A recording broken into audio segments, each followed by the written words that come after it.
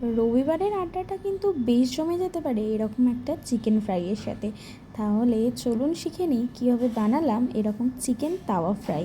সবার প্রথমে একটা পাত্রে নিয়ে নিতে হবে লঙ্কা গুঁড়ো, ধনে গুঁড়ো, জিরে গুঁড়ো, হলুদ গুঁড়ো, গোলমরিচের গুঁড়ো, স্বাদ মতো নুন আর কর্নফ্লাওয়ার নিয়ে প্রথমে এই গুঁড়ো মিশ্রণগুলোকে ভালো করে মিক্স করে নিতে হবে। তারপর এর মধ্যে যোগ করতে হবে ফেটিয়ে রাখা টক দই, আর দিতে হবে আদা রসুন বাটা।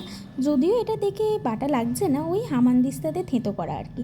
দিয়ে ভালো করে সব কিছু একসাথে মাখিয়ে এরপর ওর মধ্যে ধুয়ে পরিষ্কার করে রাখা চিকেন দিয়ে আবারও খুব ভালো করে মশলার সাথে চিকেনটাকে মাখিয়ে নিতে হবে। তারপর ওর মধ্যে লেবুর রস যোগ করে আবারও ভালো করে মাখিয়ে 30 মিনিট থেকে 1 ঘন্টা রাখুন।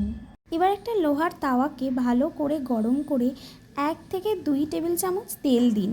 ম্যারিনেট করে রাখা চিকেন তাওয়ায় দিয়ে মাঝারি আঁচে 8 থেকে 10 মিনিট ভাজুন, মাঝে মাঝে একটু চাপা দিয়ে দিন। এভাবে চিকেন সেদ্ধ হয়ে যাওয়া পর্যন্ত ভাজুন। ব্যাস, তাহলেই রেডি চিকেন তাওয়া ফ্রাই। গরম গরম পরিবেশন করুন লেবুর টুকরো, পেঁয়াজের টুকরো আর গ্রিন চাটনি দিয়ে।